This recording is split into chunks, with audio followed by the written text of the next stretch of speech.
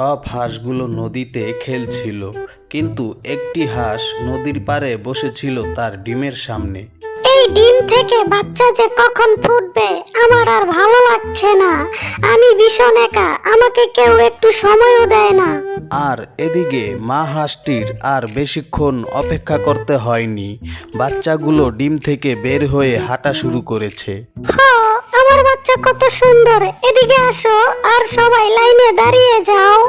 1 2 3 4 5। আরে আরেকটি বাচ্চা কোথায় গেল? মা হাঁসটি ঘুরে দেখলো একটি ডিম এখনো ফুটতে বাকি আছে। এই ডিমটা না ফোটা পর্যন্ত আমার এই ডিমের কাছেই বসে থাকতে হবে। ওই ডিমটা খুব তাড়াতাড়ি ফুটে গেল, আর ওই ডিমটা থেকে একটি কুচ্ছেদ বাচ্চা বের হলো। আরে এই বাচ্চাটা তোর ভাই বোন থেকে অনেক আলাদা। একদিন সব বাচ্চাগুলো পানিতে নেমে গেল। আমি আজকে অনেক খুশি, সব বাচ্চাগুলো একসাথে গোসল করছে আর ছোট বাচ্চাও খুব মজা করছে। চলো বাচ্চারা, আজকের জন্য এটুকুই ঠিক আছে। সন্ধ্যা হওয়ার আগে আমাদেরকে বাসায় যেতে হবে। পুরো পরিবার বাসায় যাওয়ার জন্য রওনা হয়েছে। ওখানে আরো অনেক হাঁস আছে। এটা কি, এখানে এত হাঁস কি করছে?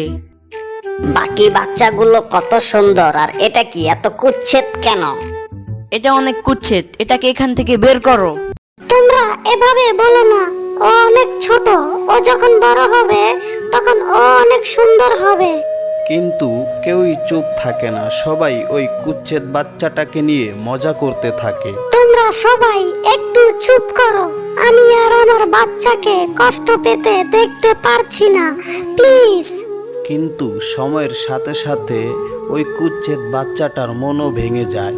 ও যেখানেই যায় সবাই ওকে নিয়ে মজা করে। কি আজকে তুমি কিছু দেখেছো?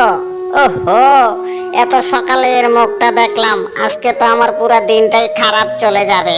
ওহো, এ তো দিন দিন আরো কুচ্ছেদ হতে চলেছে।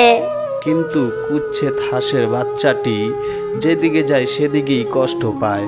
ওর ভাই বোনও ওকে নিয়ে মজা করে, আর মা হাঁসটি এদিকে অনেক কষ্ট পাচ্ছে।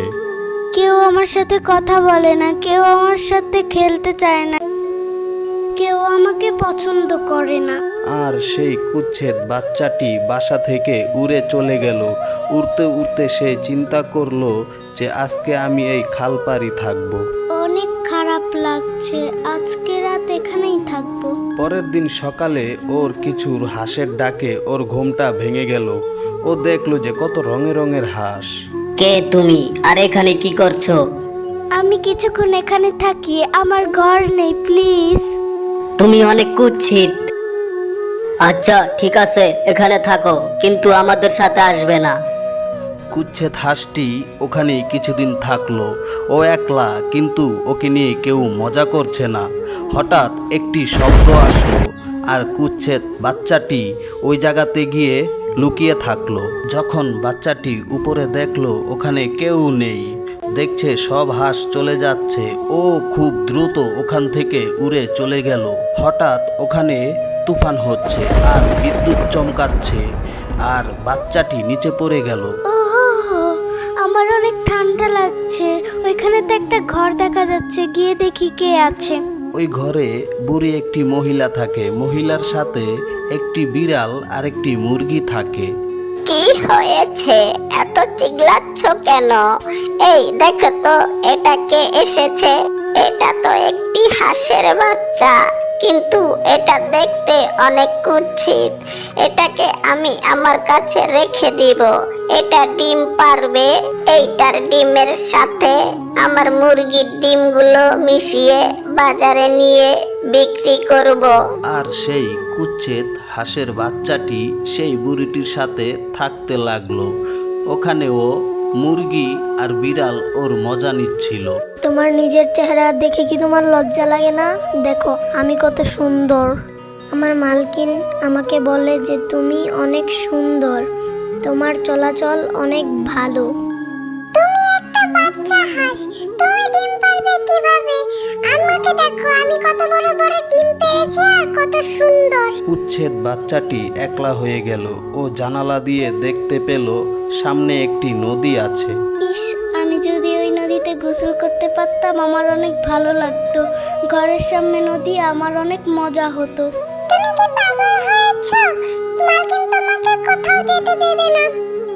তুমি যদি এখান থেকে চলে যেতে চাও, মালকিন জানলে তোমাকে মেরে ফেলবে। কোথাও যেতে হবে না, এখানেই থাকো। বাচ্চাটি অনেক কষ্ট পেল আর ও চিন্তা করতেছে কি করবে। আমি জানি এখানে আমি অনেক সুরক্ষিত। আমি কয়েকদিন যে আমাকে এখানে বন্দি করে রাখ, আমাকে কেউ ভালোবাসে না। আমি গোসল করব, আমি শান্তিতে গোসল করতে চাই। আমার উড়তে হবে, আমার এখান থেকে যে কোনো ভাবে বেরোতে হবে। একদিন রাতে সেই কুচ্ছেদ বাচ্চাটি ওখান থেকে উড়ে গেল আর গিয়ে দেখতে পেল একটি নদী। সেখানে ও গোসল করতে লাগলো। পানি অনেক ঠান্ডা। এতদিন পর গোসল করে আমার অনেক শান্তি লাগছে। এই জায়গার পশু পাখি অনেক ভালো, না হলে এই জায়গা ছেড়ে আমার চলে যেতে হতো। কিন্তু কুচ্ছেদ বাচ্চাটির সাথে কেউই বন্ধুত্ব করতে চায় না। সবাই আমার থেকে দূরে চলে যায় কেন? আমি কুচ্ছেদ বলে?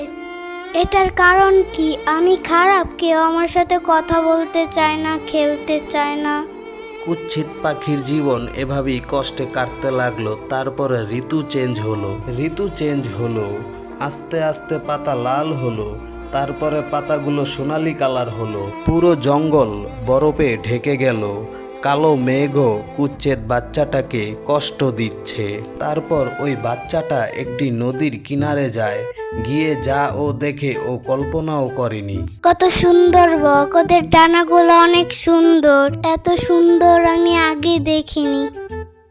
আমার মনে হচ্ছে ওরা উড়ছে না, হাওয়াতে ঘুরছে। ঠান্ডা অনেক বেড়েছে আর এই ঠান্ডার কারণে কুচ্ছেদ বাচ্চাটি গোসল করে না। ও গিয়ে একটি পাতার মাঝখানে বসে আছে। বসন্ত এসে গেছে, ফুলগুলো ফুটছে, সূর্যও হাসছে। এটা দেখে বাচ্চাটা অনেক খুশি হলো। আজকের দিনটা অনেক সুন্দর।